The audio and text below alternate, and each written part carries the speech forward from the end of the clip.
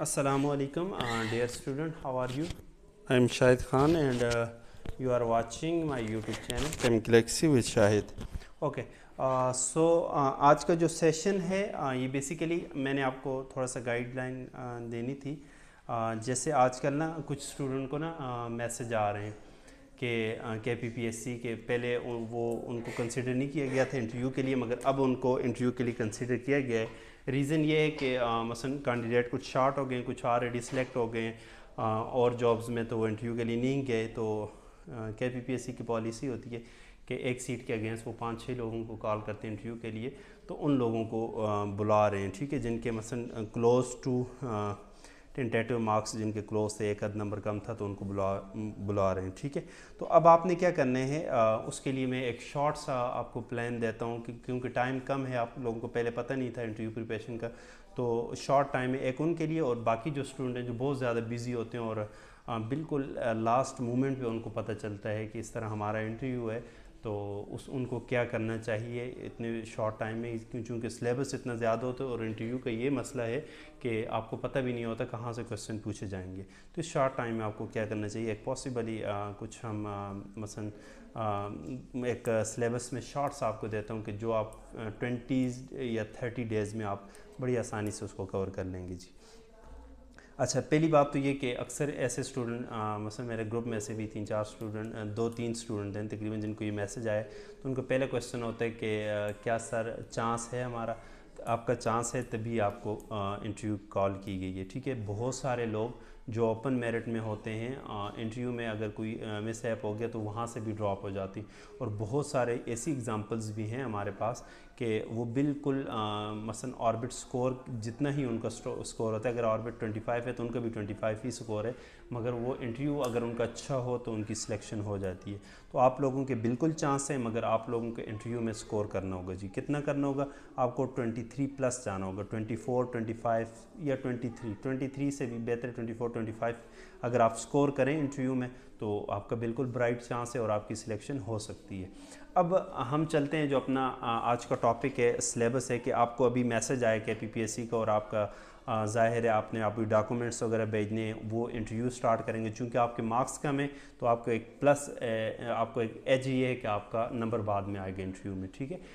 उसमें आपने क्या करना है, एक तो ये कि जिन लोगों का इंटरव्यू हो उनसे थोड़ा आइडिया लें कि आपसे क्या क्वेश्चन पूछे हैं, अगर आपसे शेयर करते हैं वहाँ से भी आपको आइडिया हो जाता है, ठीक है। अगर नहीं है फिर भी आपने क्या करना है, जब आपने डॉक्यूमेंट्स भेज दिए इट्स मीन आप उनको आपका मैसेज आया और आपने डॉक्यूमेंट्स भेज दिए, इट्स मीन ये श्योरिटी होगी कि आपका इंटरव्यू होगा, आप गेम में इन हो चुके हैं। अब आप पे डिपेंड करते हैं, आप इसको बिल्कुल एक वो मसलन छोड़ देते हैं और इजी हो जाते हैं कि मेरे तो स्कोर वैसे भी कम है, या आप इसको एक कुदरत की तरफ से एक चांस बना के कि आपको एक चांस दिया है, आप इसको डू एंड डाई बना देते हैं और आप क्वालिफाई कर सकते हैं, ठीक है। और ऐसी एग्जांपल्स हमारे पास सेट होंगी इस मरतबा के, देखना है कि जो बाद में कॉल किए गए हैं और वो सिलेक्ट भी हो जाएंगे, क्योंकि बहुत सारे लोग काम कर रहे हैं। अच्छा, इसका एक शॉर्टकट जो प्लान मैंने बनाया आप लोगों के लिए, फर्स्ट ऑफ ऑल आपने क्या करना है, FSC को पकड़ना है, ठीक है। FSC mean first year and second year, no need to do MCQs। आपने उसके कॉन्सेप्ट पढ़ने हैं, टॉपिक पढ़ने हैं, और उसके जो एक्सरसाइज के शॉर्ट और लॉन्ग क्वेश्चन है उनको देखने हैं कि उसमें क्या पूछ रहा है, ठीक है। अच्छा, ओके, एक और क्वेश्चन मेरे माइंड में है, मैं इसको भी लास्ट में आंसर करता हूँ, ओके। अच्छा, इसके आपने क्या करना है, शॉर्ट एंड लॉन्ग क्वेश्चन देखने। अच्छा, इधर ही मैं बता देता हूँ, अक्सर बच्चों का ये क्वेश्चन है जो मेरे दूसरे इंटरव्यू के ग्रुप पे हैं उसमें भी, कि हम सर स्टडी कैसे करें, मसलन क्या पढ़ें इंटरव्यू के पॉइंट ऑफ व्यू से। तो याद रखें, यहाँ पे आपका वो नहीं है, अब MCQs वाला चक्कर नहीं है, अब यहाँ से आपने कंसेप्चुअल स्टडी करनी है। मसलन आपके क्वेश्चन आपको पूछा गया है तो आपने जो टॉपिक है उसमें आपने कॉन्सेप्ट ढूंढना है कि इसमें क्या कॉन्सेप्ट है, ठीक है, और उसको बड़ी इजी लैंग्वेज में अंडरस्टैंडिंग अपनी डेवलप करनी है, एक तो ये चीज़। सेकेंडली, उस चैप्टर्स की जो इंपॉर्टेंट टर्म्स हैं उनको आपने एक पेज पे लिख देना है, ठीक है। टर्म्स से मुराद, जैसे इक्विलिब्रियम पढ़ रहे हो तो KC क्या होता है, फॉरवर्ड रिएक्शन क्या होता है, रिवर्सिबल रिएक्शन क्या होता है, इक्विलिब्रियम पोजीशन क्या होती है, ठीक है। ये चीज़ें आपके पास हर एक उस चैप्टर से जो टर्म्स होती हैं ये आपको पता होनी चाहिए, क्योंकि अक्सर यही क्वेश्चंस होते हैं, ठीक है।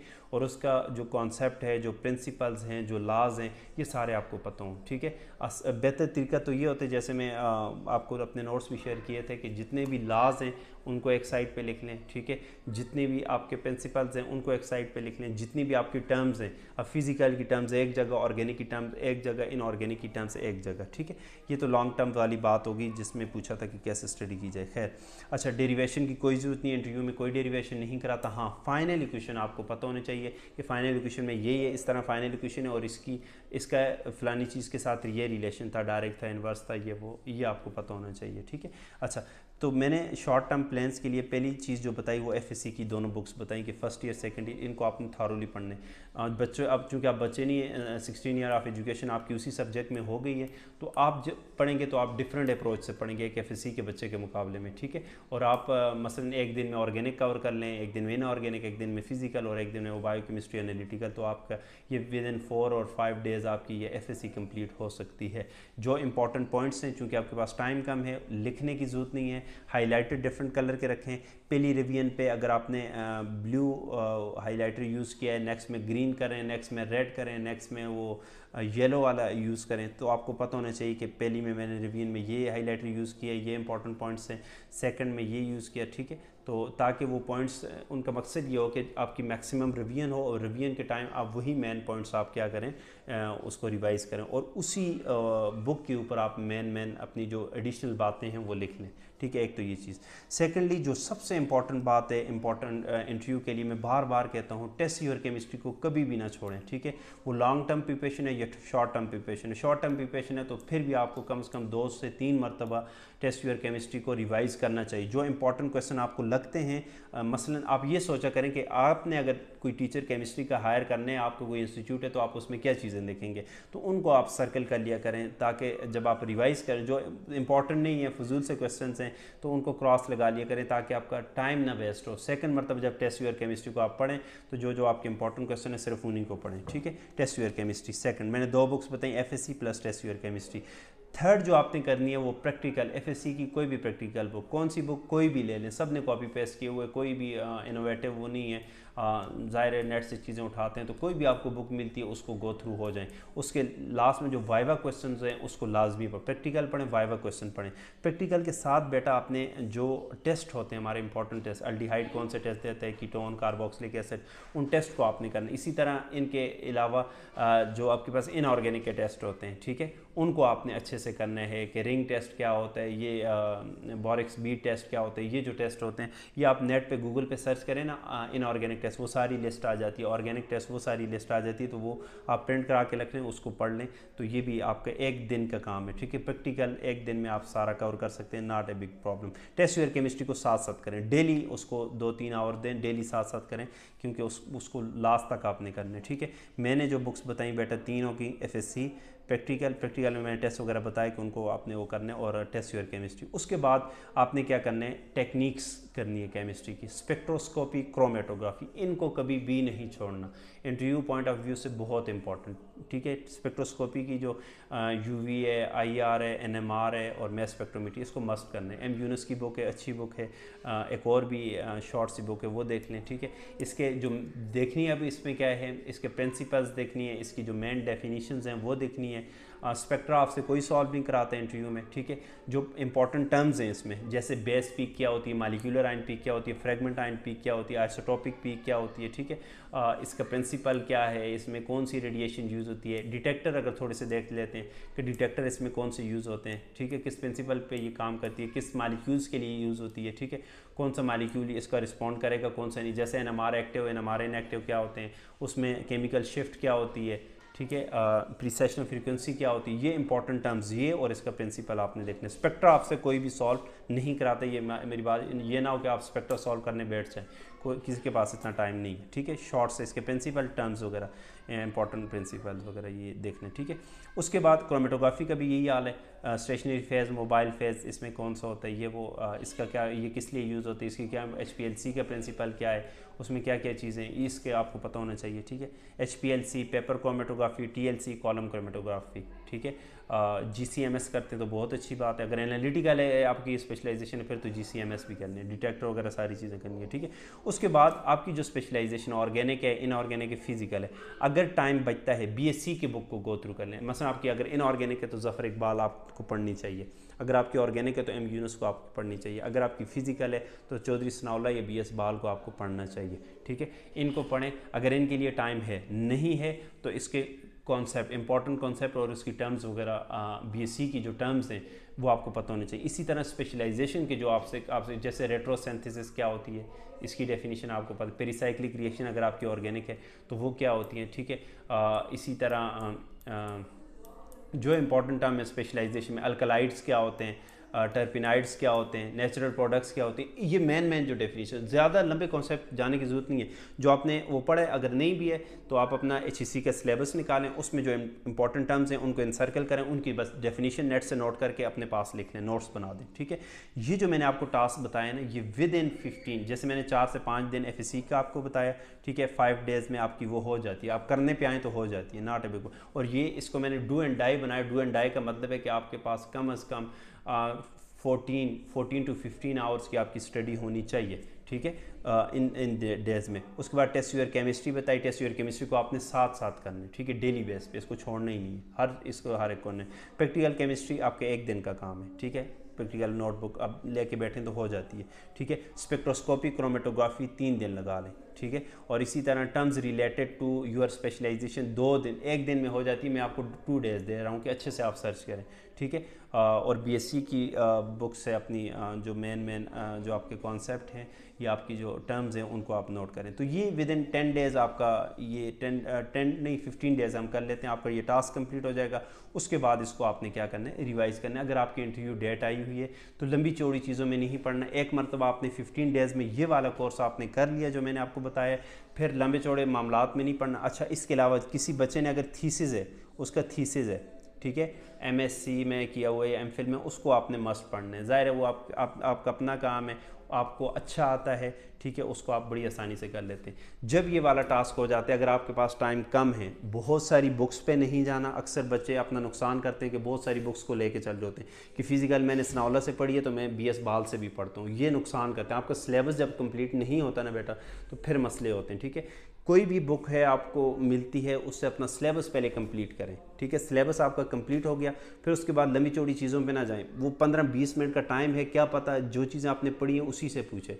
नहीं अगर होता, आपके अगर लक नहीं है तो ये भी हो सकता है जितना मर्जी आपने पढ़ा है वो उससे भी बाहर पूछ रहा है, तो फिर आप क्या करेंगे, ठीक है। अल्लाह पे बिलीव करें, अल्लाह से मांगें, और उसके अलावा आप क्या करें, आप ये जब आपने पढ़ लिया इसको 3-4 मरतबा लास्ट फ्यू डेज़ में आपने क्या करना है, रिवाइज़ करना है जो इंपॉर्टेंट चीज़ें, ठीक है।